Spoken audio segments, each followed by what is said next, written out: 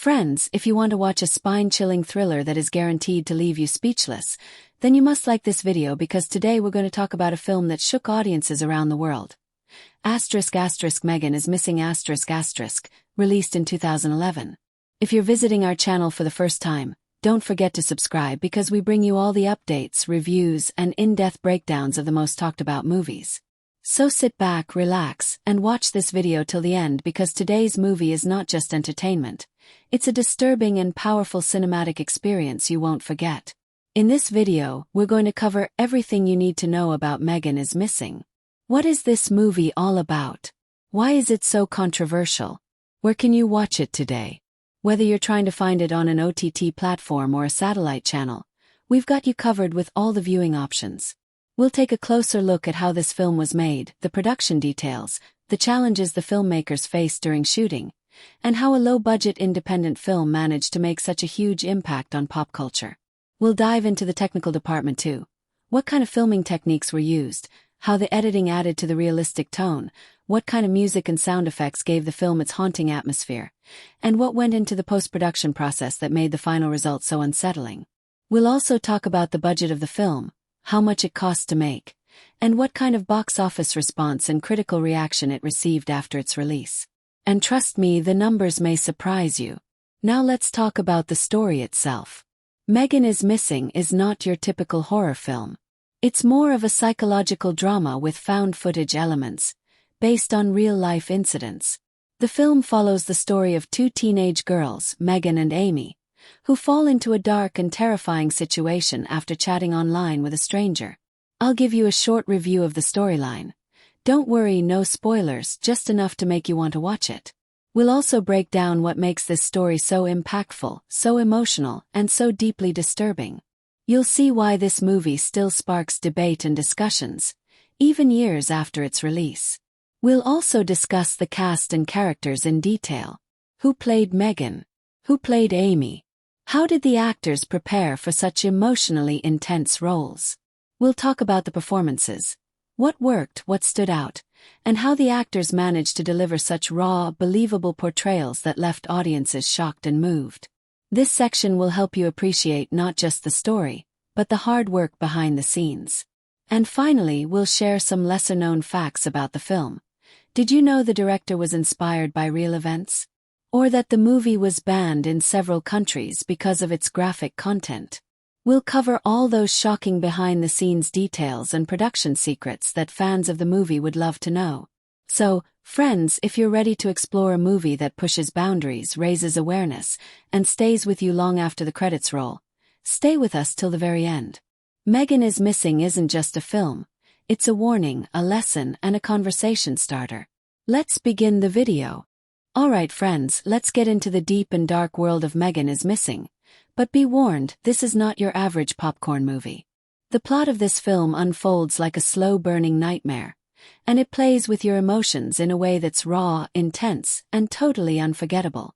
What starts off feeling like a teen drama quickly spirals into one of the most disturbing cinematic experiences you're likely to witness. Now let's talk about how the story unravels, because this is where it gets seriously interesting. At first glance, the movie presents itself like a casual slice-of-life look at two teenage best friends, Megan and Amy. Megan is the popular one. She's bold, outgoing, flirty, and street-smart, or at least she thinks she is. Amy, on the other hand, is more reserved, kind-hearted, and introverted. The two are total opposites, yet their bond feels real, relatable, and full of those typical teenage dynamics: jealousy, affection, secrets, and teenage rebellion. This early portion of the film is where you start to let your guard down. The dialogue feels unscripted, the handheld camera style gives you that found footage vibe, and everything seems casual, almost mundane. But trust me, that's exactly what the movie wants you to feel, safe. And then comes the first turn. Megan starts chatting with a boy online. His name, Josh. Sounds innocent, right? Well, we never actually see Josh. All we get are descriptions and vague interactions through video calls and texts. This is where the tension begins to simmer. Suddenly, you're no longer watching a coming-of-age story. You're inside a ticking time bomb of digital danger. Megan agrees to meet Josh in person. The next day she's gone. No warning. No trace. Just gone. This is the moment where the entire mood of the film shifts like a punch to the gut. You start to realize that everything you were watching before wasn't filler. It was setup. The warmth and laughter. That was just the calm before a very dark storm. Amy, left devastated and confused, starts her own search for Megan. Now the camera shifts more toward her perspective. What follows is an unsettling descent into obsession, fear, and helplessness. As Amy tries to piece together what happened to her best friend, the tension tightens like a noose. She talks to Megan's other friends, tries to get help, but no one takes her seriously. The found footage style becomes more immersive. Grainy home videos, webcam chats, news footage, and audio recordings all stitched together like a horror documentary unfolding in real time. And then, just when you think it couldn't get worse, Amy herself gets caught in the same web. Now, here's where the movie completely abandons anything close to conventional structure. The last act of the film is nearly silent, raw, and brutal. It throws you headfirst into one of the most disturbing sequences ever shown on screen. Not with jump scares, but with psychological dread.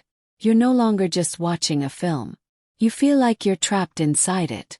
The perspective narrows in, the shots become longer, more static, and unbearably intimate. There's no music to soften the impact. Just silence, darkness, and the sound of fear. What makes the plot so effective isn't just the horror of what happens. It's the way it's told. It starts off like a teen vlog and ends like a true crime documentary from your worst nightmare. It doesn't follow your typical three-act structure. Instead, it lures you in with innocence, shatters your comfort with sudden loss, and then drags you through emotional torment that feels all too real. The movie doesn't cut away when you expect it to. It makes you stay, it forces you to watch, and in doing so it leaves a mark. And thematically, wow, does this story hit hard. It tackles online predators, the illusion of safety on the internet, and the vulnerability of teenagers in a digital age where appearances are deceiving and danger hides behind friendly messages. You start off thinking this is a cautionary tale, but by the end, you feel like you've lived it, like you've witnessed something you weren't supposed to see. And that is exactly the effect the filmmakers were going for. So buckle up, friends. Megan is Missing doesn't follow a straight path. It leads you through emotional highs and devastating lows. It's a haunting, immersive narrative that refuses to play by the rules. You won't just watch this story unfold. You'll feel it in your bones. Let's talk about the heart of Megan is Missing, the characters. Because trust me, if this film hits you hard, it's not just because of the disturbing plot. It's because the characters feel real. So real, in fact, that by the time things start to go horribly wrong, you're already emotionally invested in them like you've known them personally. And that's where the true power of the movie lies. Not in monsters or ghosts, but in how deeply you care about these two teenage girls before the darkness swallows them up. First up, Megan Stewart. Now, Megan might come across at first like your typical popular girl. She's confident, outgoing, and always at the center of attention. She parties, flirts, and acts way older than her age. But here's where things start to peel back. As the film progresses, you begin to see the layers. Megan is not just a wild teen doing wild teen things. She's a product of trauma. Her backstory unfolds in small conversations and confessions. And suddenly, this seemingly fearless girl becomes a child crying out for love, validation, and safety. She's had a rough past, abuse, neglect, and abandonment, and it explains why she puts herself in risky situations. It's heartbreaking because her boldness isn't confidence, it's survival. You're watching a teenager trying to reclaim power in a world that keeps taking it from her. Then we have Amy Herman. Sweet, awkward, sensitive Amy. She's the opposite of Megan in almost every way. Quiet, sheltered, still clinging to the innocence of childhood. Where Megan seeks attention, Amy avoids it. Where Megan walks into danger unknowingly, Amy is scared of the world around her. And yet, their friendship is the soul of the film. Amy looks up to Megan like a big sister, and Megan, in her own way, fiercely protects Amy. Their relationship feels authentic, playful, tense, full of those tiny moments that make teenage friendships so intense and unforgettable. But here's where Amy's character becomes especially compelling. When Megan goes missing, we see Amy's inner world unravel. She transforms from a passive, quiet observer into someone desperate to take action.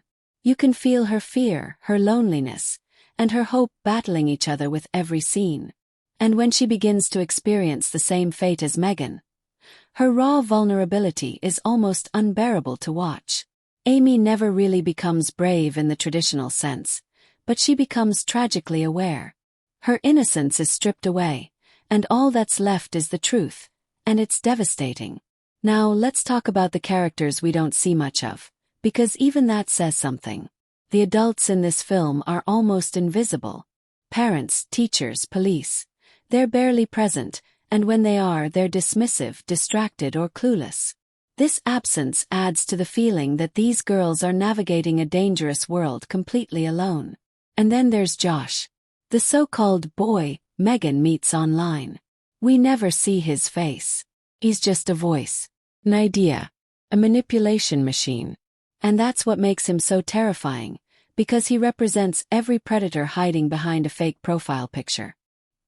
He's not a character, he's a threat in human form, and the way he creeps into their lives is slow, subtle, and chilling.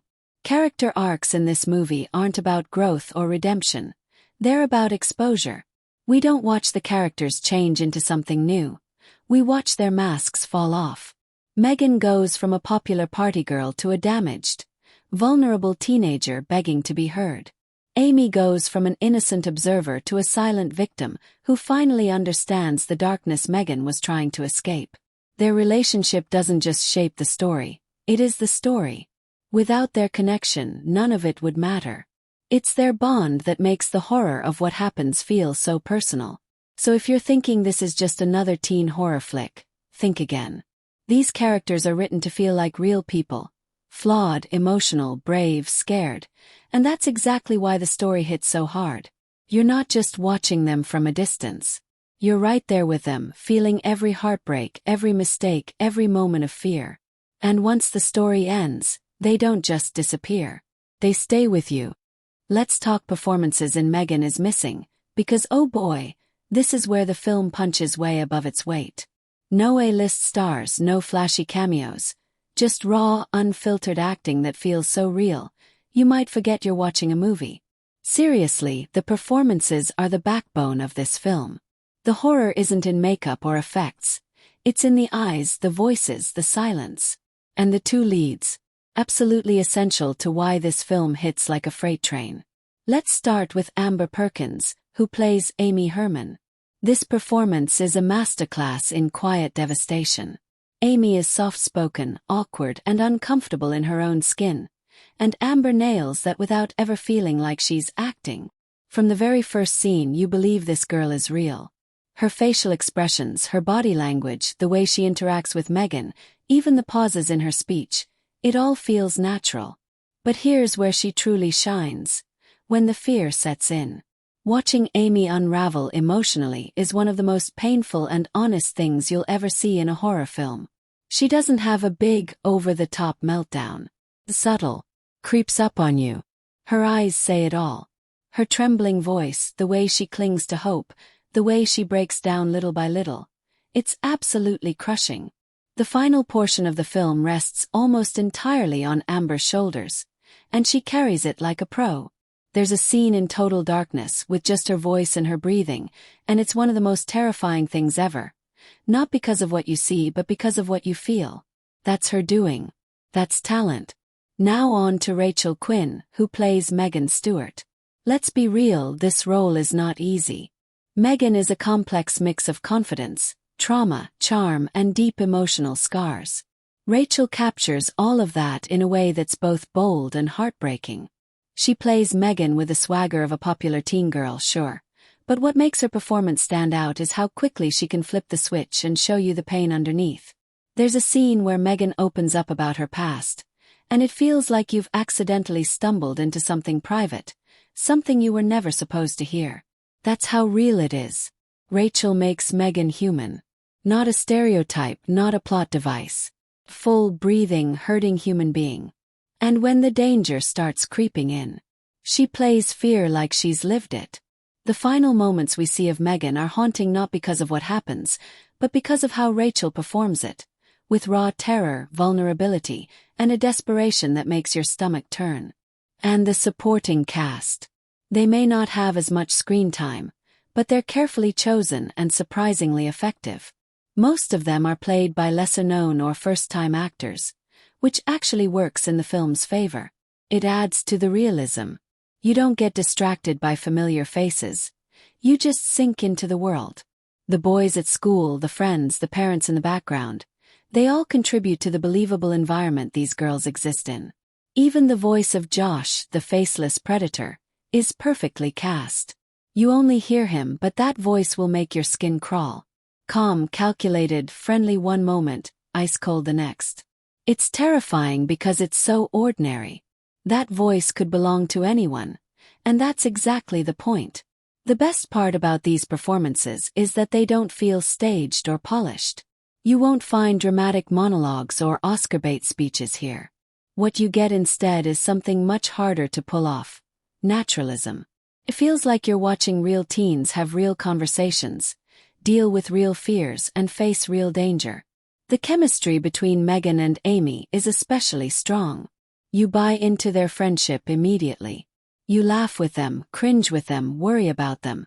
And that's entirely thanks to Amber and Rachel giving it everything they've got. So if you're looking for theatrical, dramatic acting, look elsewhere. But if you want to see two young actresses pour their souls into emotionally demanding roles and make you believe every second of it, this is it. These aren't just performances. These are lived-in, heartbreakingly authentic portrayals that make the horror feel personal. And once you've seen them, you won't forget them. Alright friends, now let's dive into the mind behind the madness. Michael Goy, the director of Megan, is missing. This guy didn't just direct a horror movie. He conducted a psychological ambush. If you're expecting the usual jump scare factory with fast cuts and spooky music, think again. Goy's direction is where the real horror lives, not in what you see, but in what you think you're seeing. He crafts the tone and mood of the film with surgical precision, slowly drawing you in with something that feels innocent and amateur, only to drop you headfirst into a pit of dread. And let me tell you, the effect is chilling.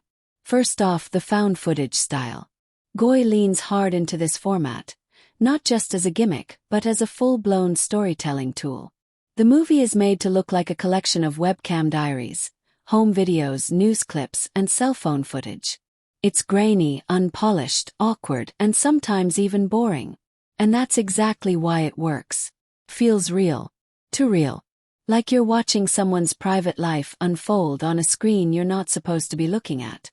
This voyeuristic approach doesn't just set the mood, it is the mood. It creates this creeping discomfort, like you're peeking into a story that was never meant for public eyes. Every frame is a little too raw, every conversation a little too casual, and that's where the tension starts to build. You don't even notice it at first, and by the time you do, it's already too late. Now let's talk about tone. Goy pulls a masterclass move here by starting the film like a teen drama. The lighting is bright, the energy is high, the characters are just goofing off like real teenagers. It's almost charming, like you've stumbled across a high school vlog or a sleepover recording. But then, little by little, the tone starts to shift. The lighting doesn't change much, but the atmosphere gets heavier. The conversations get darker. The camera lingers a little too long. And suddenly, you realize you're not watching something light-hearted. You're being lured into something terrifying. Goy plays with that contrast like a magician pulling a tablecloth off a dinner table. And you don't even see it coming. Pacing is another weapon in Goy's arsenal. The first half of the movie is deliberately slow. Takes its time letting you get to know Megan and Amy. And honestly, some viewers might even think, what's the big deal? But that's the trick. Goy makes you settle in. He makes you comfortable. And then, right at the tipping point, he rips the rug out from under you. The moment Megan disappears, the pacing snaps like a trap. The editing gets tighter, the footage becomes more disturbing, and suddenly you're on a roller coaster with no breaks. There's almost no music in the film, and that silence is deafening. It makes every sound, every breath, every bit of static 10 times more intense. And when Goy decides to slow things down again, oh boy, it's not to give you a break. It's to make you sit in the horror. He makes you wait, watch and squirm. It's brutal. And brilliant. Let's talk shot composition. Now, because it's found footage, you're not getting perfectly framed cinematic beauty shots. But that doesn't mean the visuals aren't crafted with care. Goy knows exactly when to go handheld and shaky, and when to let the camera sit dead still and force you to focus. There's one scene, if you've seen it, you know, which plays out in almost total darkness, with one single shot, no cuts, no edits, just raw terror. Goes on for minutes. And that's not a mistake. Goy wants you trapped in that moment. He uses stillness as a weapon. And it works. Oh, it works. Another bold choice. Goy doesn't show the villain for most of the film. No horror makeup, no glowing eyes, no shadowy figures lurking in the background. The evil is off camera, in the voice, in the unknown. That makes it worse. Your imagination does all the work. And that is always scarier than anything you can be shown outright. Goy understands this. He directs with restraint, but also with total control. You don't feel like you're being guided. You feel like you're wandering alone in a dark alley, and he's watching you from the shadows. And thematically, Goy's direction keeps the focus razor sharp. This isn't just a horror story, it's a warning. PSA wrapped in a nightmare. The choices he makes are all aimed at one goal: to disturb you, to haunt you, and to leave you questioning everything you thought was safe about the digital world. And he never lets you off the hook. He doesn't give you resolution or relief. The movie just ends. And you're left staring at the screen, wondering what just happened. That's not accidental. That's Michael Goy steering the ship with cold, calculated intent.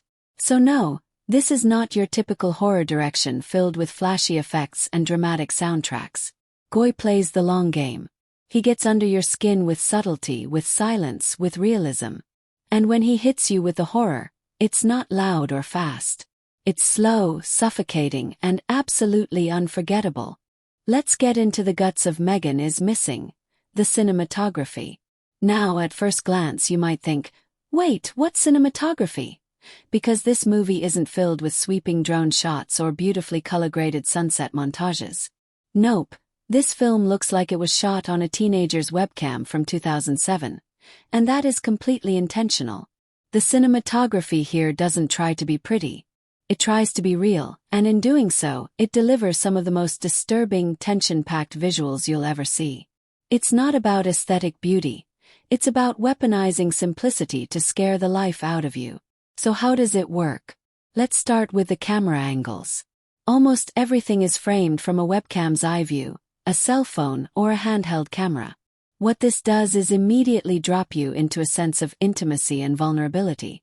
There's no fancy wide-angle establishing shot telling you where you are. It's just two girls in their bedrooms chatting on video, sitting way too close to the lens, slouching, laughing, doing what real teenagers do. These camera angles are awkward, messy, and off-center. And that's exactly why they feel so authentic. It's not staged. It's not polished. It's like you've stumbled into a personal video diary. And when things begin to turn, that same closeness becomes absolutely suffocating. You're too close. You're trapped. The same camera angle that made you feel safe suddenly makes you feel claustrophobic.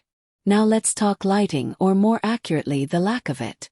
This movie ditches the dramatic spotlighting you'd find in a traditional horror film. Instead, it's all natural light, bedroom lamps, street glow through windows. And because it looks so ordinary, the dread creeps in slowly, subtly. It's when the lighting disappears altogether that things get truly terrifying. There's one scene, if you know, where the entire screen is just pitch black. For minutes. No light, no cuts, just darkness and one single source. A flashlight beam. The light becomes your lifeline. Your eyes are scanning the shadows for something. Anything. The longer it stays dark, the more your imagination takes over. You start seeing shapes that aren't there. That single beam of light becomes a character all on its own, teasing and terrifying you in equal measure. Framing in this film is where things get sneaky. You think it's sloppy at first, but then you realize every shot is designed to make you feel like a bystander. Sometimes the character is half off screen. Sometimes the camera is left running after someone walks away. Sometimes it's just pointed at an empty room. And yet, you feel on edge because you know something's coming. Waite and the cinematographer use static shots to build unbearable tension. Long takes with no movement, no sound, no music. Just you and your rising anxiety. You're forced to stare at the screen and wait. And wait. And wait. And then, not a scare. Something worse. Something subtle. Change. Sound. Shadow. It's this manipulation of space and stillness that makes the movie feel alive, like it's breathing alongside you. One of the most visually striking scenes is when the camera just sits. That's it. It doesn't move. It doesn't follow anyone. It's locked in place like a security cam. And in that silence, that motionless frame, your brain starts to play tricks on you. You're watching for movement, for a glimpse of something in the background. And when it finally does move, when that one figure crosses the frame or a sound breaks the silence, it's like your nerves get electrocuted. Because this isn't a scare that leaps out at you. It creeps in like fog under the door. What's wild is that the most powerful scenes don't need any fancy cinematography tricks. They just need time. Long, uninterrupted takes where the horror builds second by second. The final act of the film is a perfect example. No music, no fast edits, just a single shot that goes on. And on. And on. You're begging for it to cut. For the camera to look away. But it doesn't. It forces you to watch, and in doing so, it turns the camera into a monster of its own. It's no longer capturing a moment. It's punishing you with it. And the colors. There's nothing flashy here either. Most of the palette is washed out, grayish, or lit by cold artificial lighting. Bedrooms are filled with posters and teen clutter, but everything still feels a little lifeless, like there's a layer of sadness underneath it all. It's not horror by color. It's horror by familiarity. That's your friend's bedroom. That's your laptop screen. That's your school hallway. And suddenly the horror feels personal. Too personal. So yeah, if you came looking for glamorous cinematography, look elsewhere. But if you want to see how camera work can be used as a psychological weapon, if you want to experience how lighting, framing, and even stillness can mess with your head, Megan is Missing is a masterclass in unsettling low-budget brilliance. The camera doesn't just show the story. It is the story. Traps you in it. Let's crack open the editing and pacing of Megan is Missing, because this is where the movie quietly tightens the screws on your nerves without you even realizing it. At first glance, the editing feels almost clumsy. Scenes linger longer than expected. Transitions are abrupt or even jarring. Some clips look like they've been ripped straight out of a MySpace era vlog. But guess what? That's the point. The film is designed to not feel like a polished movie. It's a patchwork of footage. Video calls, party clips, interviews, news reports. And it's all stitched together like a digital scrapbook of a nightmare. And the way it's edited is meant to trick you. You think you're watching something casual and harmless. And then the tone flips and you realize you've been lulled into a trap. The early part of the film is deceptively slow, like painfully normal. Conversations between Megan and Amy drag on just like real teenage conversations do. Awkward pauses, dumb jokes, aimless rambling. You might even wonder if the editor forgot to tighten things up. But here's the twist. That loose pacing is the tension. It makes everything feel authentic. And it sets up the ultimate sucker punch, because when things take a dark turn, there's no warning. No sudden music cue. No big montage. The pacing just shifts, like a chill rolling through the room, and suddenly, scenes that once felt boring now feel dangerous. The editing cleverly drops information in bits and pieces.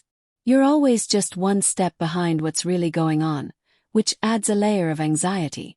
You start paying closer attention, rewinding mentally, wondering if you missed something important. Did that last conversation mean more than it seemed? Was that background noise something sinister? That's the kind of sneaky tension the editing creates. The transitions between scenes aren't always clean, but they feel real, raw, like you're going through a folder of found footage rather than watching a traditional narrative. Sometimes clips are cut off mid-sentence. Sometimes they jump in too late. That unpolished rhythm is what keeps the whole thing grounded in reality, and it makes the horror hit even harder when it comes.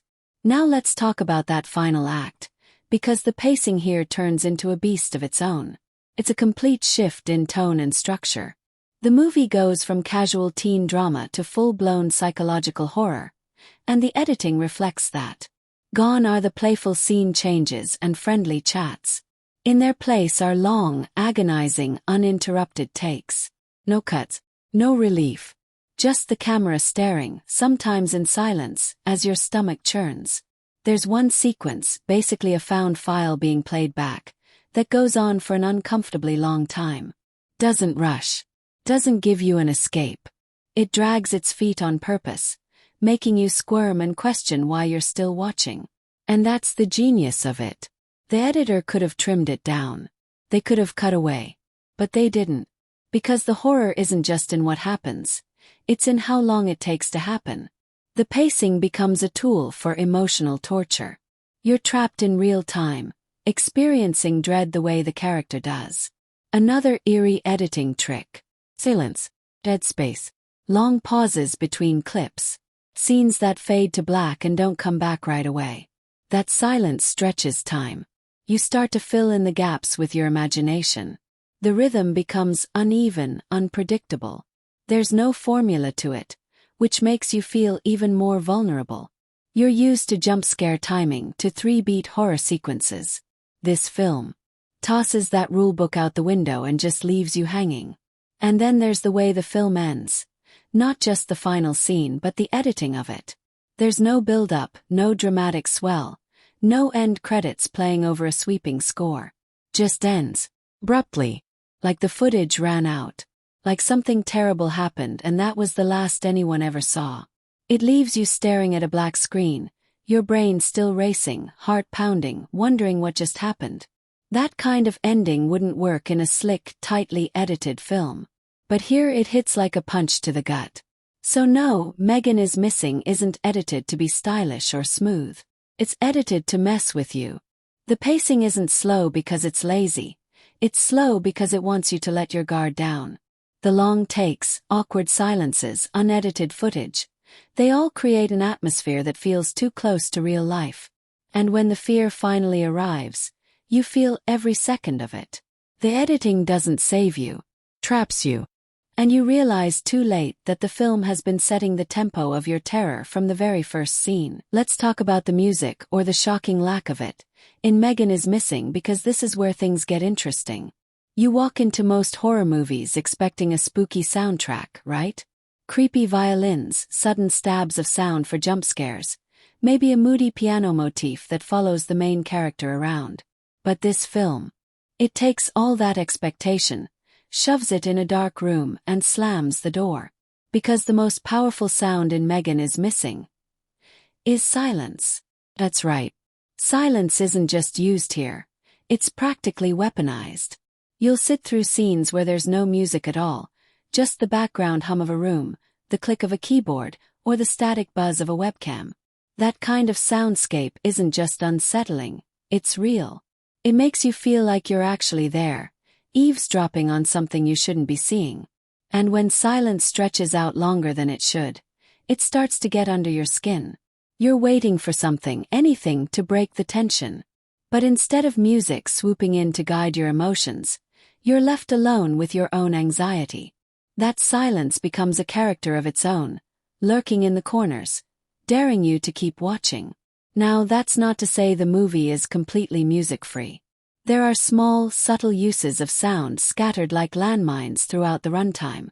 When music does creep in, it's quiet, low, and almost too subtle to notice.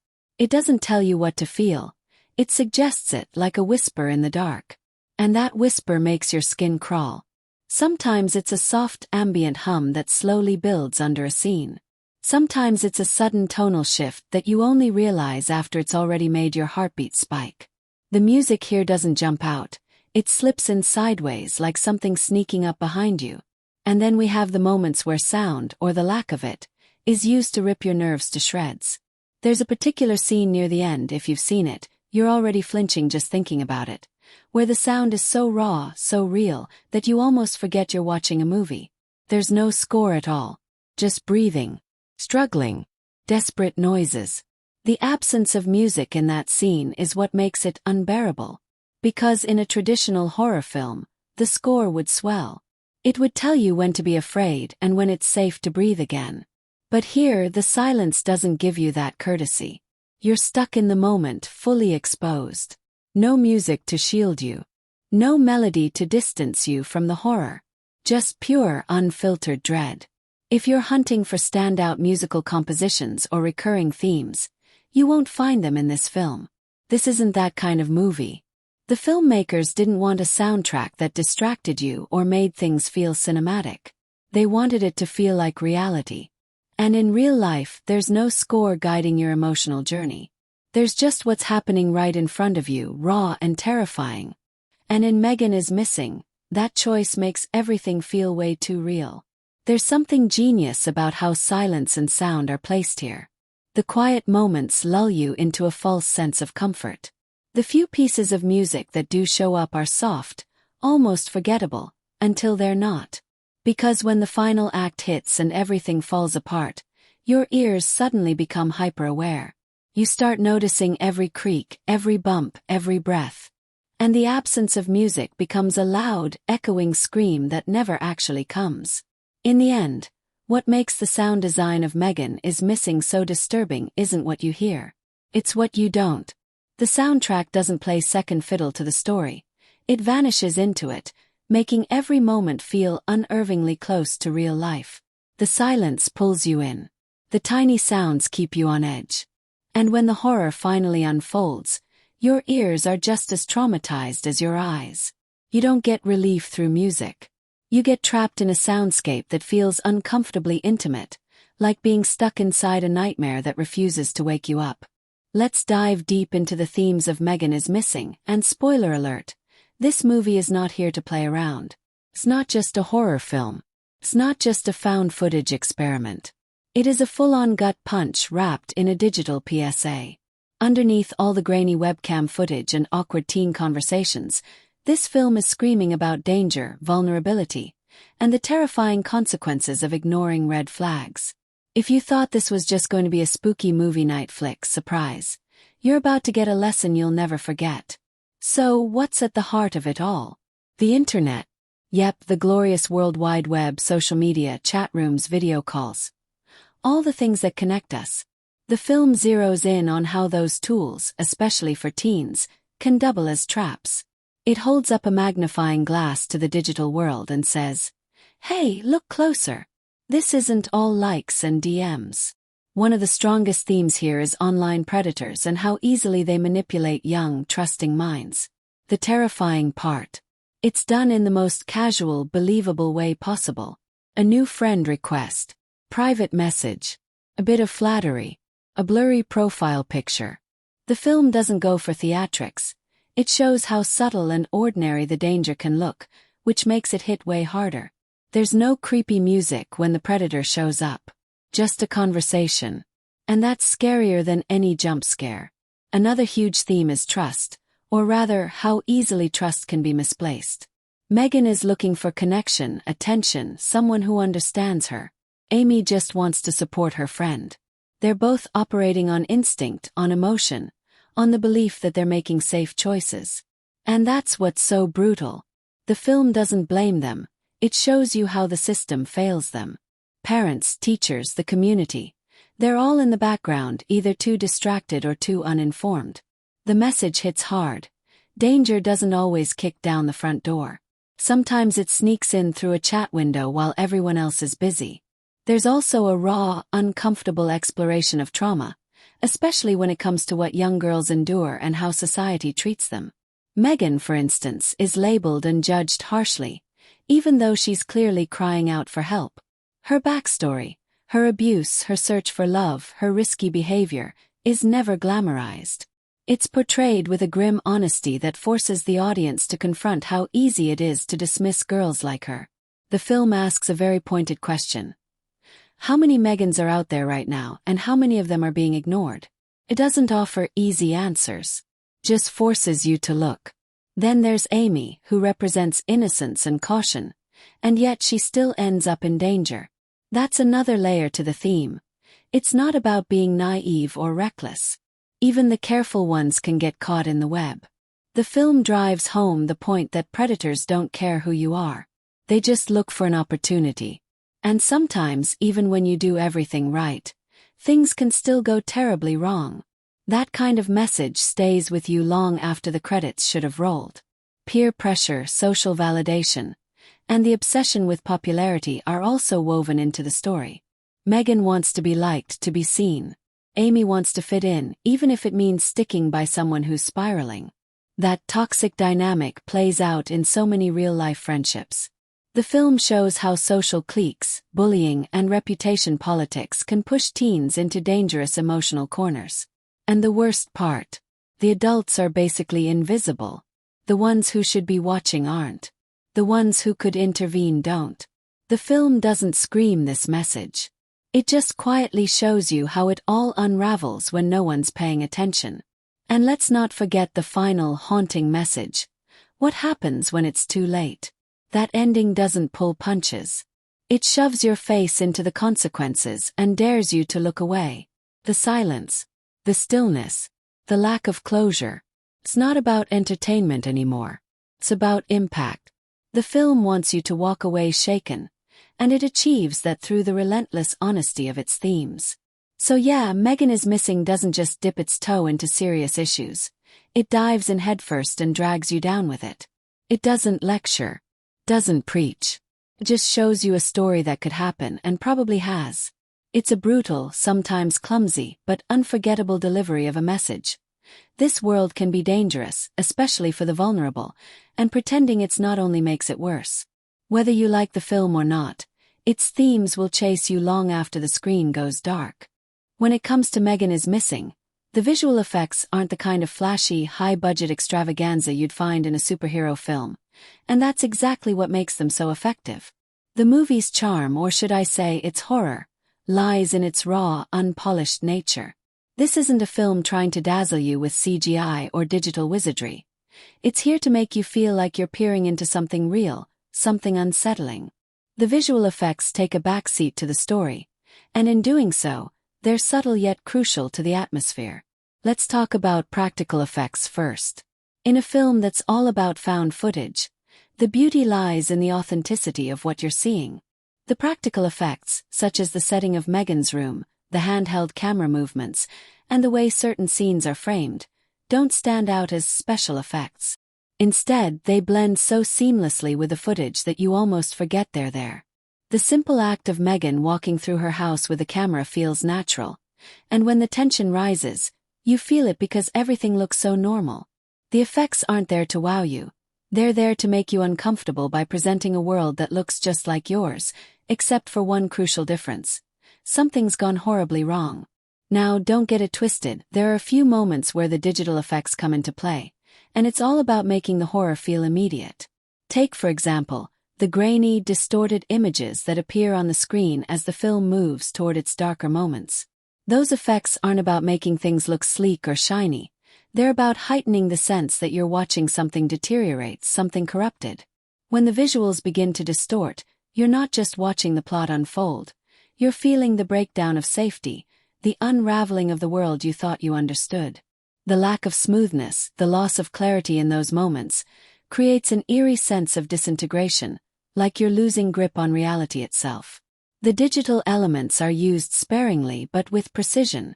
You'll notice the occasional glitchy interface of a webcam or the kind of rough video compression you'd expect from a low-budget chat room interaction.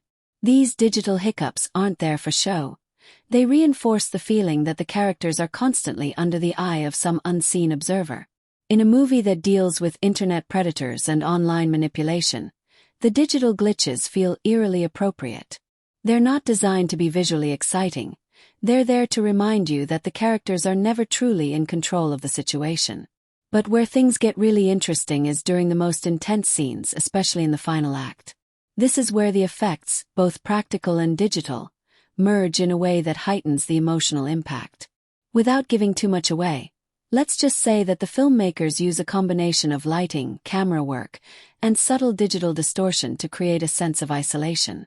The effects aren't flashy, but they add to the feeling that the world is closing in on the characters, that reality is beginning to warp. You're not seeing grand explosions or fantastical creatures. Instead, you're watching a psychological breakdown through a lens that feels too real, too tangible. In terms of execution, the balance between practical and digital effects works in the movie's favor. The digital effects don't try to be something they're not. Instead of trying to impress with cutting-edge technology, they work with the gritty DIY nature of the found footage genre. When something is distorted, it's because the filmmakers want you to feel that distortion. When there's a jump or a sudden flash of something unnerving, it's not there for spectacle. It's there to make you flinch. In the end, the visual effects in Megan is Missing don't distract from the story. They enhance it. They don't scream for attention. They whisper in the background, nudging you toward the unease that simmers beneath the surface. Whether it's the simplicity of the practical effects or the subtle digital distortions, the visuals work together to create a feeling of unease and anxiety that builds and builds. It's a perfect example of how less can be more when it comes to horror, because sometimes the most terrifying thing isn't a CGI monster. It's the real world, broken and refracted through a lens. When it comes to the set design and locations in Megan is Missing, the beauty lies in how deceptively ordinary everything feels. There's no grand, sweeping scenery here, no elaborate sets designed to wow you. Instead, the locations are real, familiar, and as a result, deeply unsettling. These aren't exotic backdrops or atmospheric, otherworldly settings. They're the kind of places you might visit every day. Megan's bedroom, a suburban house, a diner, a quiet street corner. The film leans into the mundane, the everyday, and it's this choice that makes everything feel so raw and terrifying.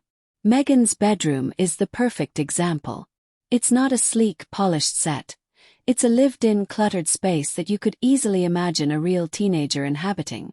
Posters on the walls, clothes strewn about, a messy desk piled high with notes. It's not glamorous, and that's what makes it so real. It's easy to believe that this is where Megan spends her days, talking to friends, venting her frustrations, daydreaming about her future. The setting doesn't scream, "Look at me." It whispers, "This is the world these characters live in." And that subtlety is part of what makes it feel so unnervingly believable. When things go wrong, when the tension builds, you're seeing it happen in a space that doesn't feel like a movie set. Feels like a real room, a real place. And that's what makes the horror hit harder. It's not happening in some distant, unreal space. It's happening in a room that could easily be your own. Then there's the stark contrast between the digital world and the physical locations. The chat rooms, the webcams, the online interactions. These virtual spaces are crucial to the story. They're places where boundaries blur, where people are not who they seem, and where the characters reveal their most vulnerable selves. But those virtual spaces don't feel glamorous or polished either. They're grainy, low-res, and rough around the edges, just like a real online interaction might be. The flat 2D world of the internet is framed by the 3D, tactile world of the characters' homes. It's an interesting juxtaposition, two different worlds, both real, both dangerous, both pulling at the characters in different ways. The film doesn't need flashy locations to create depth. It just needs to show how easy it is to be pulled from one world into the other.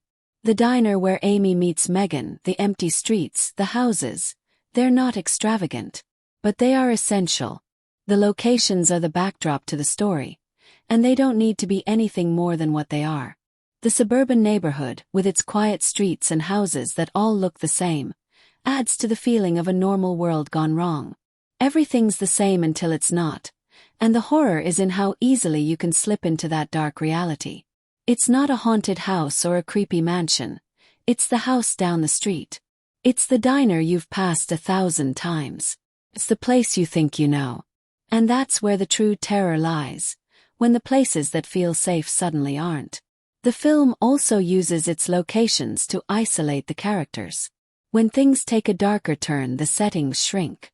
Megan's bedroom becomes more of a prison, the walls closing in on her, and as the film progresses, the spaces the characters inhabit feel emptier, lonelier, and more oppressive. There's a claustrophobic quality to the way the spaces are framed. Even outside, the streets feel deserted. The silence between the characters and their surroundings grows, adding to the tension. The places they once took for granted become eerily empty, like they're just waiting for something bad to happen.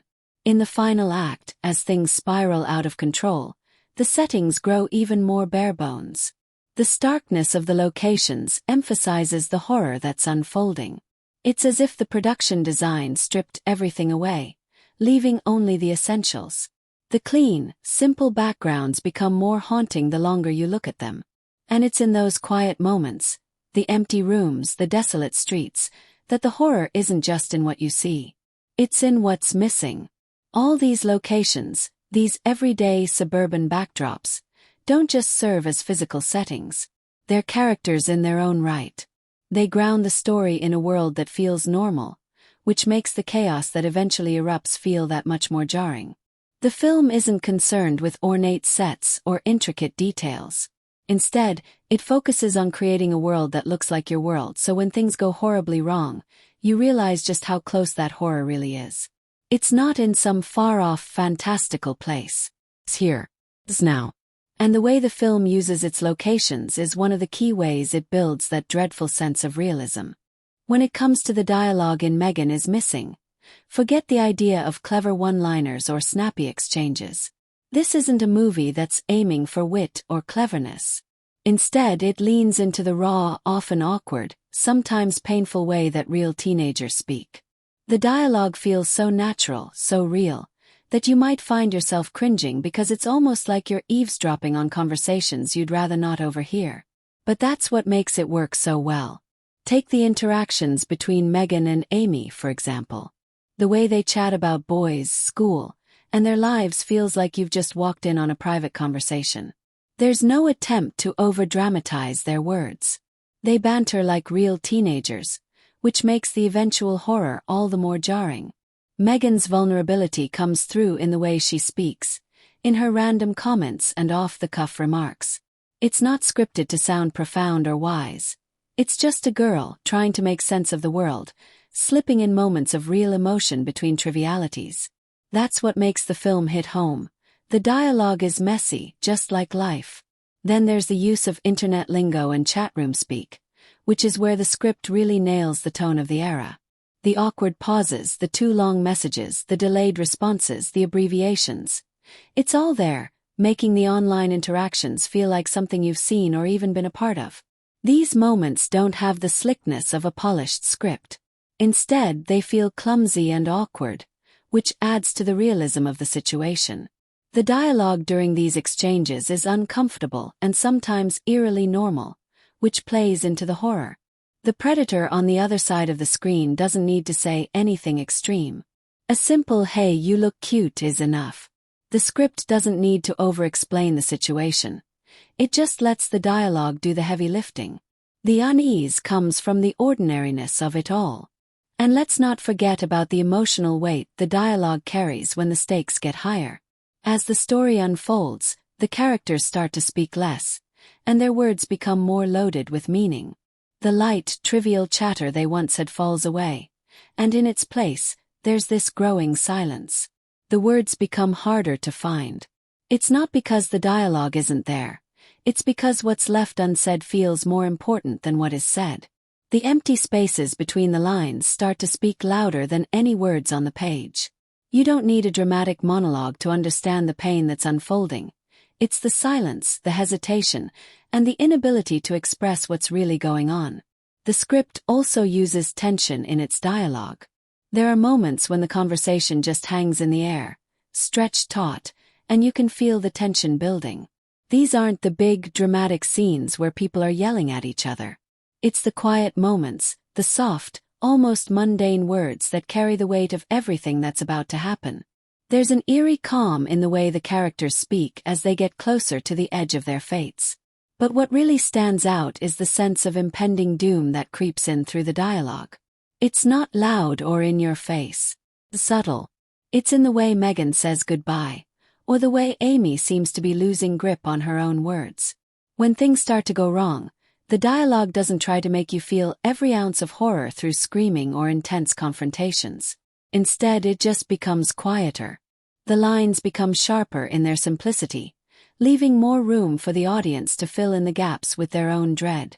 And of course, the film isn't without its moments of dark, emotional honesty. There are exchanges that leave a mark, like when Megan talks about feeling misunderstood or when Amy tries to hold on to hope. These moments of vulnerability cut through the ordinary chatter and remind us that, at its core, the film is about real people facing terrifying, real consequences. These aren't characters spouting lines for dramatic effect. They're people who happen to be trapped in a nightmare, and the dialogue reflects that helplessness, that fear. In the end, it's the naturalistic dialogue and the emotional honesty of the script that make the film so memorable. There's no pretension here. There's no forced drama. The words spoken by the characters feel real, even if the circumstances around them are anything but. The film's dialogue doesn't try to dazzle with sharp wit or clever quips. Instead, it draws you in with its rawness, making the eventual horror feel all the more real because it's happening to people who sound just like us. And that, in itself, is more chilling than any line of dialogue ever could be. Megan is Missing isn't the kind of movie that plays by the usual genre rules, and that's what makes it so unervingly effective. If you're expecting the typical horror flick where things go bump in the night and the jump scares are piled high, you're in for a bit of a surprise. This film doesn't rely on the tried-and-true tricks of the genre. Instead, it subverts expectations by focusing on something far more insidious: the everyday horrors of modern life. The film fits squarely in the found footage genre, but it doesn't indulge in the usual gimmicks you might associate with movies like Paranormal Activity or The Blair Witch Project. Sure, it uses shaky cameras, grainy visuals, and social media to convey its chilling story, but it's not about building a typical supernatural mystery. Rather, it's about exploring the dark side of the digital world, something that feels all too real. This isn't the type of horror movie where an evil ghost is haunting your house. Instead, it's about the kind of evil that exists online, in the places you least expect. Megan is Missing doesn't lean on ghosts or zombies to scare you.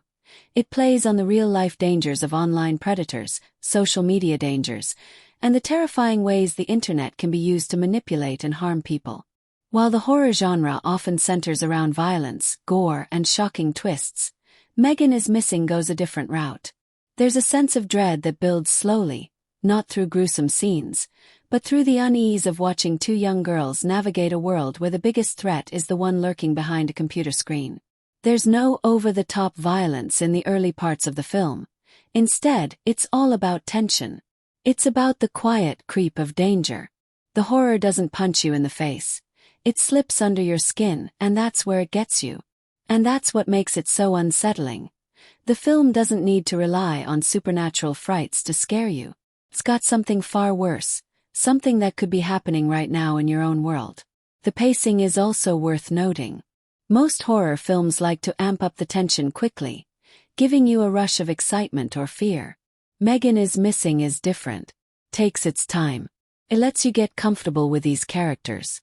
You're lulled into this false sense of normalcy as you watch Megan and Amy talk about boys and hang out in their bedrooms.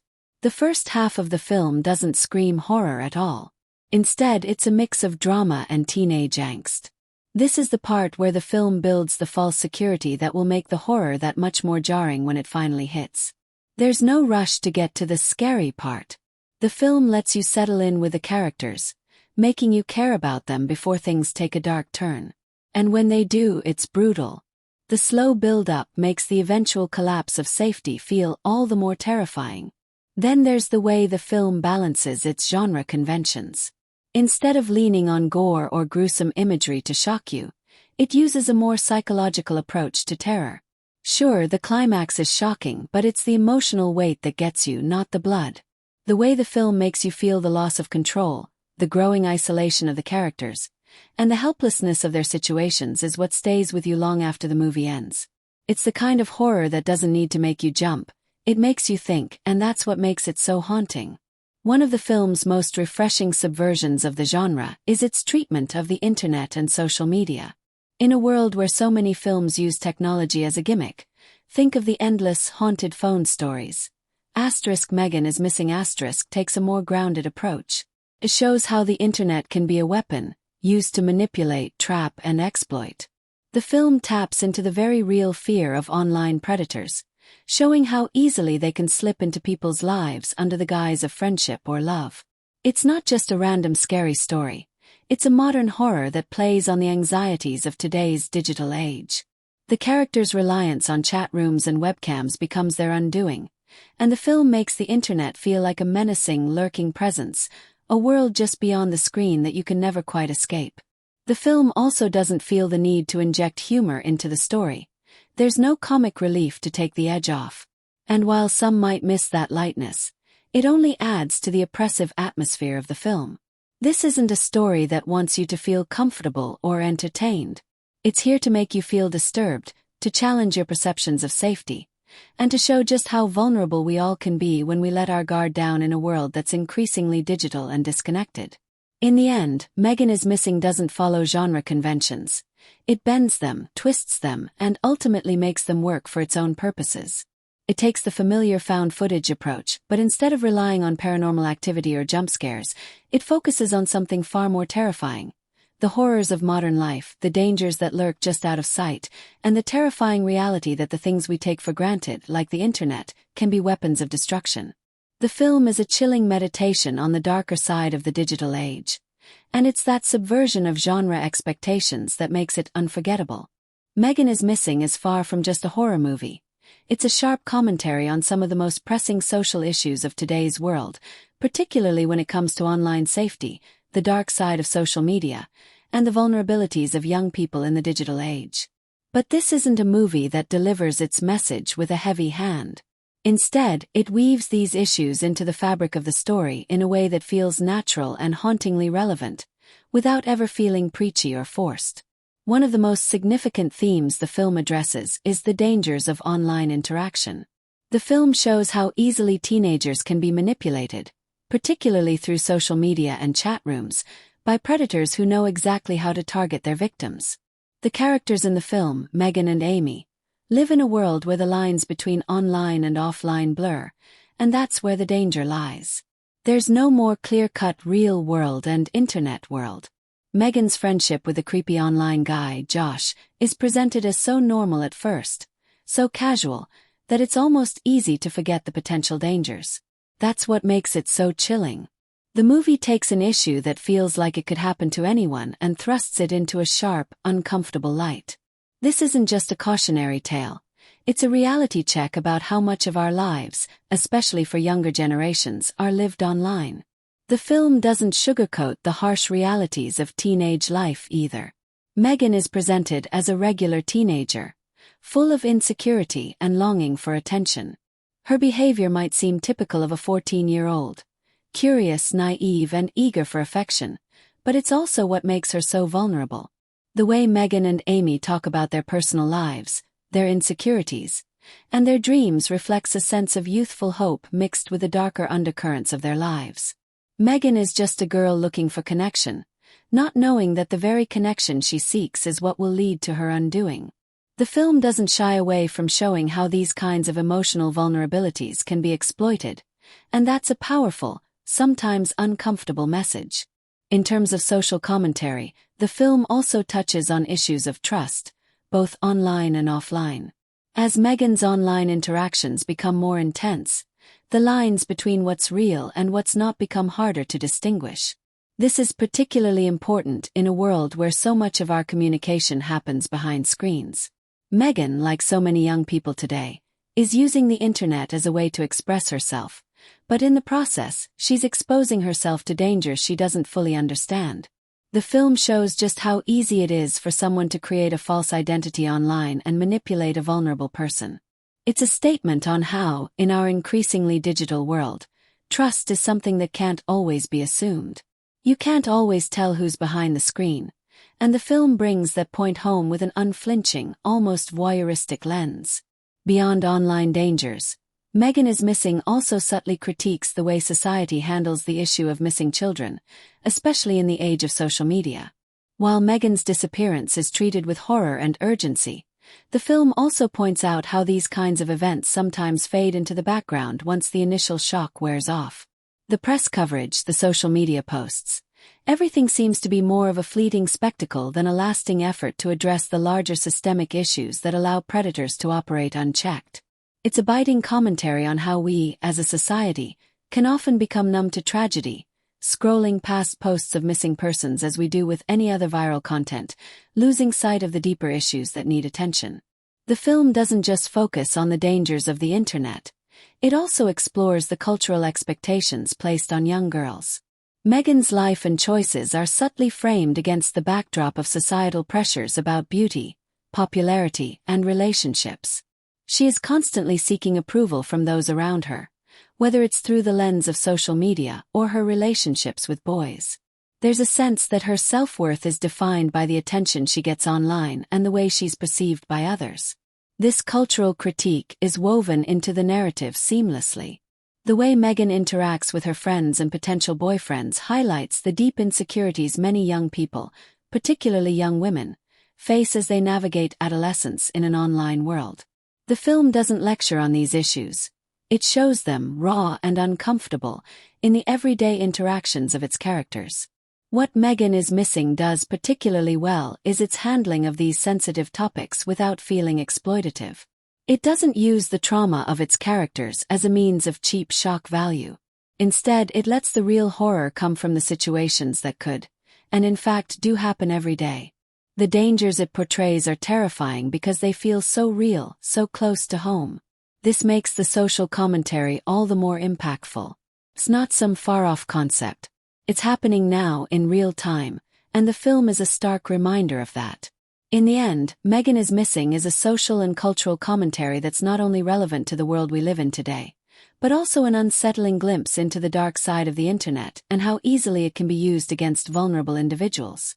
By grounding the story in real issues, online predators, the exploitation of young people, and the emotional struggles of adolescence, the film makes a statement without ever feeling preachy or heavy-handed. It presents a chilling reality, one that's both a warning and a reflection of the world we're navigating today. Megan is Missing is one of those films that you're not likely to forget anytime soon. In fact, it might just haunt you for days after you've seen it. The emotional impact it has on its audience isn't the typical kind of reaction you'd get from a popcorn horror flick. It's far deeper, more visceral, and often deeply unsettling. As you watch, there's a strange mix of emotions that the film pulls out of you. The creeping dread builds, but then the film hits you with moments that leave you shaking your head in disbelief, unable to turn away, but also unwilling to look. There are plenty of moments that elicit shock and horror, but it's the emotional weight of the film that will leave you reeling. The film doesn't just want to scare you, it wants to make you feel something. And that's where it hits hard. The slow burn pacing at the beginning, when you're just getting to know Megan and Amy, might lull you into a sense of false security, but it also lets you connect with them. You get invested in their lives, their struggles, their friendship. It's not long before the film makes you care deeply about what happens to these girls, which is why when things start to go south, it's gut-wrenching. The horror doesn't come from the jump scares or the over-the-top gore. It comes from the emotional devastation of seeing these characters fall victim to something far more insidious and real than anything you'd expect. The shock factor of the film is intense, especially as you see the unraveling of Megan's life and the darkness that slowly consumes her. When the film takes its horrific turn, it's not just a sudden jolt of terror. It's a slow, suffocating feeling that builds to an emotionally painful crescendo. There are moments in the film that might make you gasp in disbelief or sit frozen in your seat, unable to look away. It's the kind of movie that doesn't just elicit fear. It provokes a profound sense of helplessness. The way it lures you into this false sense of safety before it pulls the rug out from under you is what makes its emotional impact so profound. You feel both shocked and heartbroken because, in a way, you've been right there with the characters every step of the way. You've watched them laugh, you've listened to their hopes and fears, and then you've seen them fall into a situation they cannot control. The film also stirs up feelings of anger and frustration. As you watch Megan get caught in the web of an online predator, it's impossible not to feel enraged at how easily the situation escalates, how vulnerable she is, and how quickly things spiral out of control. It's this emotional roller coaster of helplessness, anger, and terror that makes Megan is Missing more than just a horror film. It's a stark reflection of the dangers young people face in today's digital age, and it's hard to watch without feeling deeply affected. After the film ends, you might find yourself not only shaken but also wanting to talk about it. The ending in particular leaves you with a lot to chew on. It's not the kind of movie where you can simply walk away without reflecting on what you've just witnessed. The emotional weight of what happens to Megan, the sense of unresolved dread, and the film's disturbing portrayal of real-world dangers invite you to think long after the credits roll. It raises questions about online safety, the vulnerabilities of young people, and how we as a society sometimes overlook the dangers that lurk in the digital world. Megan is Missing will almost certainly make you talk, whether it's with friends or strangers who've seen it. It's the kind of film that sparks conversation, debate, and a deeper reflection on how we interact with technology, especially when it comes to safeguarding the younger generation. What's fascinating is how this film invites repeat viewings, but not because you want to enjoy it again. It's not the type of film that you revisit for entertainment value or thrills. Instead, it's a movie that draws you back for a deeper understanding, to catch the subtle clues and warnings it hides in plain sight. The film is layered with social commentary, and when you rewatch it, you'll find new nuances, new details that make you look at the story differently. It's almost as though the more you watch, the more unsettling it becomes because you begin to see the full extent of the manipulation and deception unfolding on screen. This isn't the kind of movie you casually watch and forget about. It leaves a lasting imprint on your mind and emotions. The performances, the pacing, the cinematography, and the storytelling all combine to create an experience that's uncomfortable, thought-provoking, and emotionally intense. It's not the horror you're used to. It's the kind that makes you feel every bit of it, long after the movie's over. When you think of films that delve into the dark, terrifying realities of online predators and the dangers lurking in the digital world, Megan is Missing stands out not only for its chilling execution but also for how it sharply deviates from the usual horror tropes. It's not your typical slasher or supernatural scarefest. Instead, it's grounded in a grim reality that makes its horror feel all too real. But how does it hold up against other films in its genre, or against similar explorations of the subject matter? If you were to compare Megan is Missing to something like The Blair Witch Project or Paranormal Activity, you'd notice a key difference right away. While those films use the found footage style to build tension through atmosphere and suggestion, Megan is Missing takes a more straightforward documentary-style approach. The use of security footage, video chats, and text messages brings a sense of authenticity that makes it feel more immediate and raw, drawing the audience into the lives of the characters with an unnerving realism. Where The Blair Witch Project or Paranormal Activity rely on building suspense around the unknown or supernatural, Megan is Missing forces you to confront a harsh, all-too-real terror, the vulnerability of young people online. It doesn't let you off the hook with vague scares or distant horrors. The horror in Megan is Missing is human, and it's right in front of you. It's also a film that carries a sense of urgency, one that doesn't follow the usual formulaic build-up that you might see in other films. While other thrillers might introduce a slow-burning tension, only to explode into action in the final act, Megan is Missing takes a different approach. The film's tension doesn't crescendo in the same way. Instead, it simmers with a constant undercurrent of dread. The way it slowly escalates from the ordinary and relatable, two teenage girls chatting and texting, to something truly horrifying is what sets it apart from the rest of the genre. It doesn't drag you through twists and turns. Instead, it quietly lures you into its web before delivering an emotional gut punch that lingers far longer than any jump scare ever could. Comparing it to other films that deal with similar themes, Megan is Missing evokes memories of Trust, 2010, a film about a teenage girl who gets involved with an online predator. Both films highlight the dangers of online interactions and the unsettling realization of how easily someone can manipulate a vulnerable person. However, Megan is Missing takes a much darker, more visceral approach. It's not just a cautionary tale. It's a harrowing exploration of a young girl's nightmare. Unlike Trust, which stays more within the boundaries of typical drama, Megan is Missing goes all in, immersing the audience in the horror of the situation, showing exactly what can happen when online trust is abused. It's the kind of movie that sticks with you because it doesn't sanitize the experience. The brutality and the emotional devastation are real and raw. In terms of director's filmography, Megan is Missing holds a unique place. It's hard to draw direct comparisons to other films in the same vein, as its specific style and approach make it stand apart. The director, Michael Goy, has worked on a variety of projects in the horror genre, but none with the same gut-wrenching intensity as this one. His previous work on films like The House at the End of the Street shows that he has a strong grasp on tension and suspense, but Megan is Missing takes that talent to a new level. It doesn't rely on the usual formulaic horror tactics. There are no long-winded explanations or drawn-out setups. Instead, Goy's direction pulls you into a terrifyingly real scenario and makes you feel the horror through the character's eyes. This isn't just about scares. It's about emotional investment, and Goy doesn't let the audience off easy. Looking at the genre more broadly, Megan is Missing is a stark departure from other films about missing persons or abductions, like The Vanishing or Taken, both of which treat their subject matter with a sense of action-driven urgency. These films are typically about recovery, rescue, or revenge, and often feature heroic figures saving the day. In contrast, Megan is Missing doesn't offer that sense of relief. There's no happy ending. There's no rescue. Instead, it lingers in the aftermath, showing the real consequences of these tragedies and how they affect everyone involved. That's what sets it apart from other films in its genre. It's not a movie about a victim being saved. It's a film about a victim lost, and the horrifying truth that no one is coming to save her.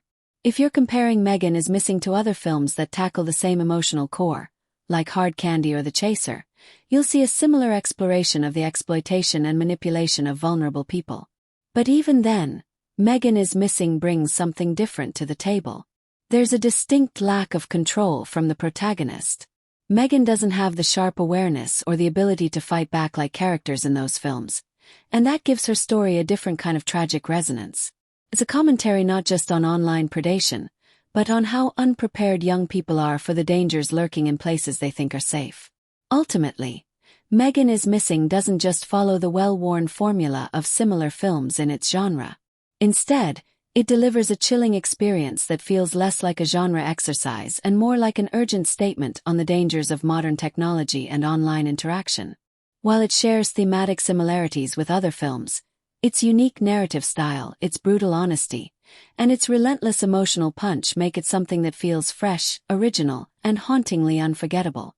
Megan is Missing isn't just a disturbing narrative about the dangers of the internet. It's a film that weaves a web of symbolism and metaphors, creating layers of meaning that add to its emotional and psychological impact. As you dive deeper into the film, you'll start to notice subtle visual cues and recurring motifs that speak volumes about its themes. These elements aren't there for decoration. They serve as powerful tools to enhance the story and evoke a deeper connection with the audience. One of the most striking and consistent motifs in Megan is Missing is the recurring image of the video camera. This isn't just a device for telling the story. It's a metaphor for the invasion of privacy and the loss of control. Megan and Amy, two young girls who seem like they have their lives in front of them, are filmed constantly. They post videos, take selfies, and share their thoughts, creating an illusion of intimacy and control. But as the story unfolds, this very act of recording, of capturing moments on film, becomes a symbol of the violation of their personal space. The more we see them on camera, the more they feel trapped, as if their every move is being monitored or manipulated. The camera, which initially seems like a fun and harmless way to document their lives, becomes a tool of surveillance and predation. It's as if their innocence is being captured for someone else's twisted amusement, and that alone makes the viewer feel uncomfortable. Then, there's the concept of the digital world itself as a metaphor for a false sense of security. Throughout the film, Megan and Amy are repeatedly shown interacting with the internet, chatting with strangers, and sharing personal details about their lives. The digital space is presented as something both alluring and dangerous, like a shiny, inviting door that leads to an abyss. The fact that Megan, a seemingly confident and self-assured girl, gets lured into a situation where she becomes completely vulnerable is a chilling metaphor for how the digital world can seem safe and open, but it is actually full of hidden dangers. This isn't just about Megan's story. It's a larger commentary on how the internet, despite all its advantages, can also serve as a breeding ground for deception, manipulation, and exploitation. The film's portrayal of Megan's innocence turning into tragedy is another powerful metaphor that echoes throughout the story. Megan begins as a typical teenager, with dreams, hopes, and a sense of control over her life. She's shown smiling in front of the camera, sharing goofy moments with her best friend, and thinking she's invincible. But as the film progresses, her innocence is slowly stripped away, piece by piece, until she is left vulnerable and powerless. This transition is symbolic of how easily innocence can be lost in a world that's becoming increasingly digital and impersonal. It's a stark commentary on the fragility of youth, and how, once something is lost, whether it's trust, safety, or autonomy, it can't be easily regained. Then there's the imagery surrounding the idea of being lost or disappearing. The film's title alone, Megan is Missing, already sets the stage for this theme. But the way the film visually represents Megan's disappearance is crucial. We don't just see her physically missing, we see her becoming less and less present in the digital world. Her social media accounts, once filled with selfies and posts, begin to fade, as if she's being erased from existence. The film plays with this idea of erasure, suggesting that when someone disappears in the real world, they also fade away from the virtual world that once seemed to define them. The slow disappearance of Megan from these spaces adds another layer of despair, as it highlights how easily someone can slip through the cracks without anyone noticing. This visual metaphor brings a chilling sense of finality to the narrative, as if Megan's loss is not just a physical one, but a complete erasure of her identity. The use of silence and sound also plays a key role in the film's deeper meaning. In many of the more disturbing scenes, the absence of sound becomes as powerful as any music or score. The silence is deafening, and it amplifies the feeling of helplessness and isolation. When Megan is in danger, or when she realizes the true horror of her situation, there's often a moment of pure silence that reflects her mental and emotional state. She's isolated, cut off from any help, unable to escape. It's a metaphor for the disconnection people can feel in situations where they're helpless or vulnerable, especially in the digital age, where everything is just a click away but there's no real human presence to save you. Finally, the film's chilling ending also offers a powerful metaphor for the irreversible consequences of online exploitation. As the narrative unravels, you realize that the events in the film are not just about the disappearance of one girl, but about the broader, darker reality of how easy it is for someone to fall through the cracks of society. The final moments, with their stark, unflinching portrayal of Megan's fate, leave no room for hope or redemption. It's a harsh, unforgiving metaphor for the lasting impact of abuse, manipulation, and loss. There's no tidy resolution or moral lesson here. Instead, Megan is Missing forces you to confront the brutal reality that once someone is lost, their absence is not just physical, it's emotional and psychological, leaving behind a void that can never truly be filled. All of these symbols and metaphors come together to create a deeply unsettling atmosphere, where the line between digital and real-world horror blurs. It's a film that doesn't just show you the dangers of the internet, it forces you to feel them. The symbols are not there to be merely noticed, they are woven into the fabric of the film, adding depth and complexity to a story that is already incredibly hard-hitting. As you watch, these hidden meanings slowly unfold, and you realize that the film's true horror lies not in the events themselves, but in what they represent about the world we live in today. Megan is Missing doesn't fall into the realm of franchise filmmaking, nor is it tied to any historical period or event that demands strict accuracy in its portrayal. However, its place in cinematic history and its contribution to the broader narrative of how we engage with the dangers of the digital world are undeniably significant. It's one of those films that feels so eerily timely and relevant, especially when you look at the rise of internet-related exploitation and the broader conversation about online safety in the years following its release. Though Megan is Missing isn't part of a larger series, it fits into a unique genre of films that use real-world anxieties, particularly about the internet and technology, to tell stories that are both terrifying and plausible.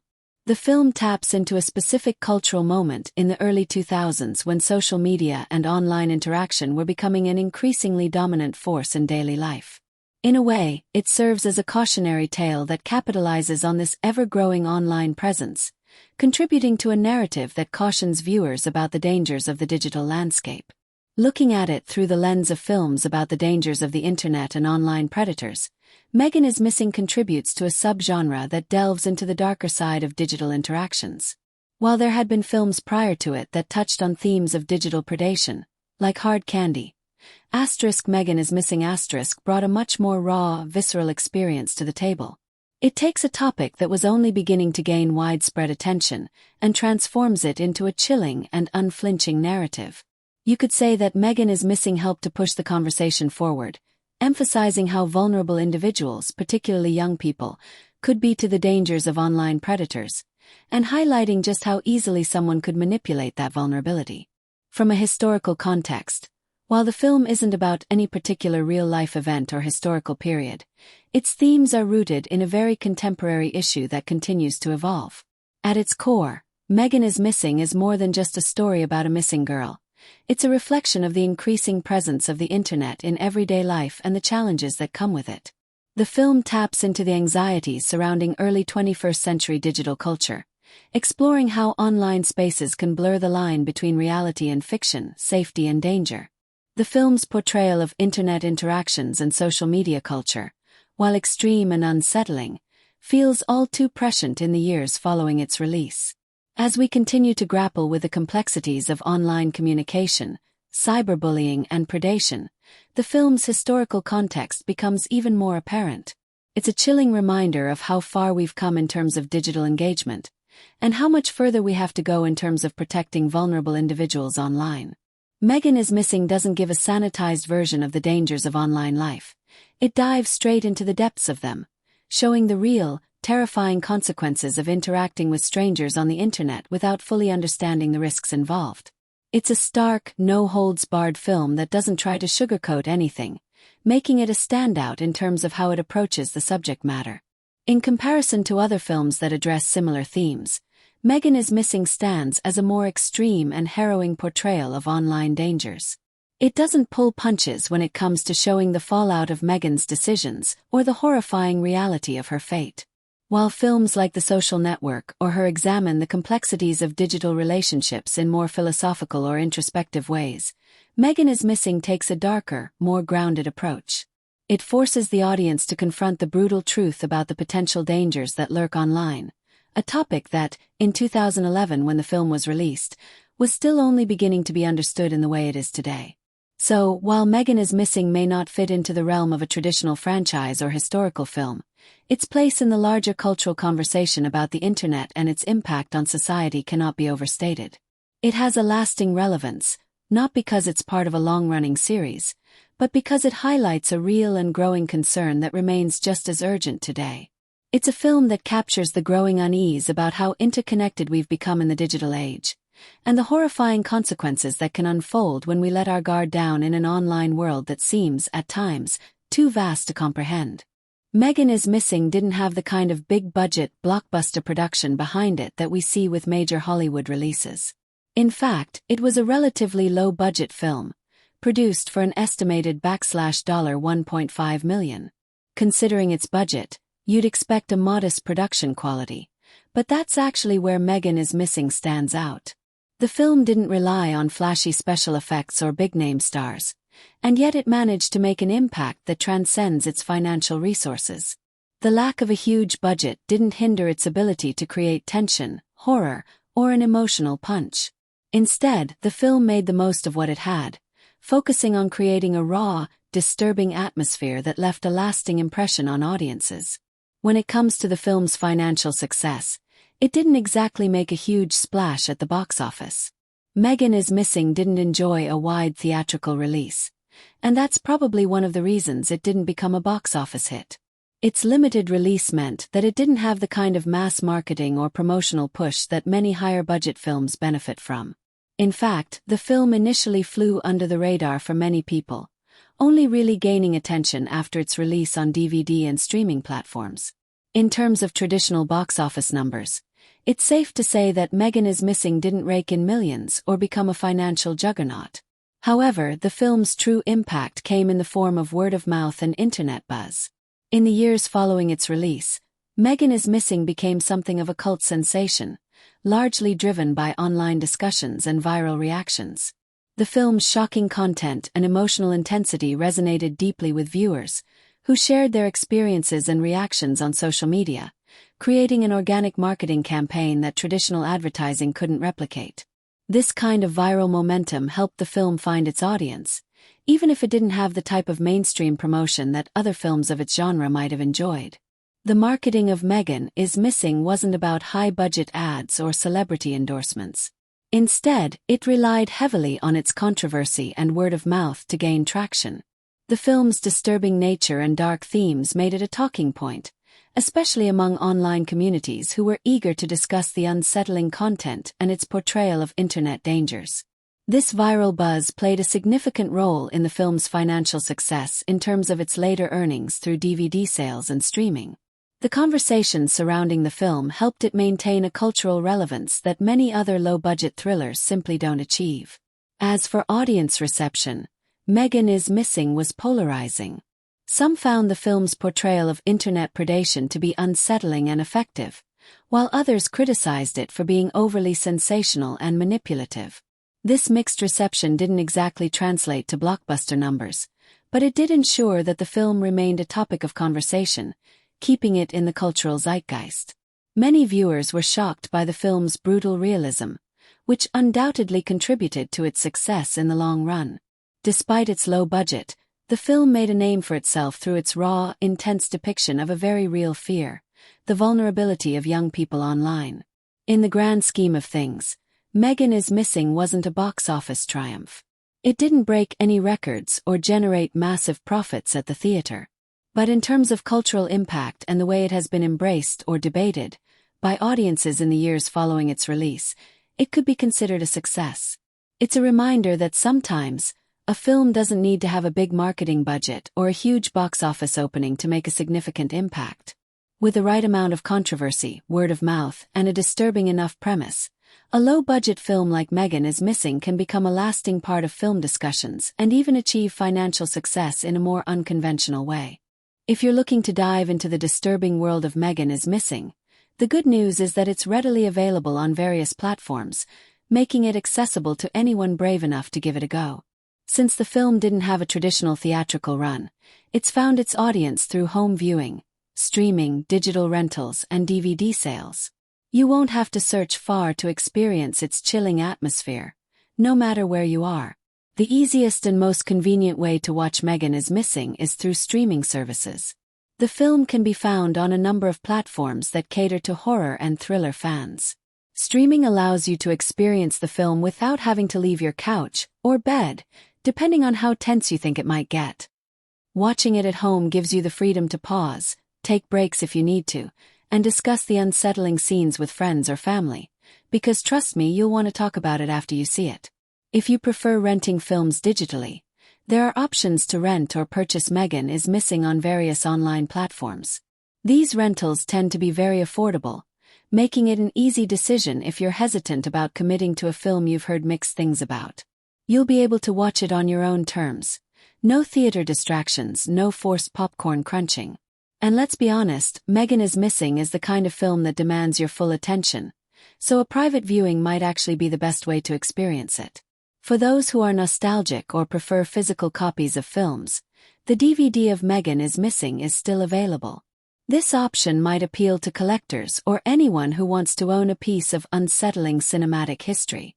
Plus, there's something about popping in a DVD or Blu-ray if you're fancy, that gives you a more intentional, ritualistic experience.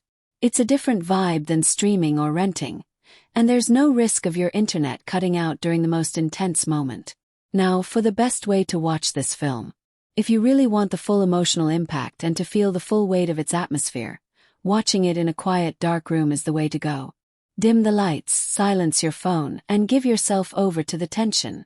It's a film that demands focus, and the more immersive your environment, the more intense it will be. Watching it alone might be the best way to feel its full emotional toll, but if you can gather a group of friends to share in the experience, you're in for some seriously memorable reactions. It's the kind of film that sparks discussions long after the credits roll, so whether you're watching it solo or with a group, you'll definitely have a lot to unpack afterward. In the end, whether you're streaming, renting, or picking up a physical copy, Megan is Missing is available in multiple formats, so there's really no excuse not to check it out, if you're ready for it, that is. Just remember, this isn't the kind of film to casually throw on for background noise. It demands your full attention, and once it's over, you'll be left with something far more chilling than just a movie memory.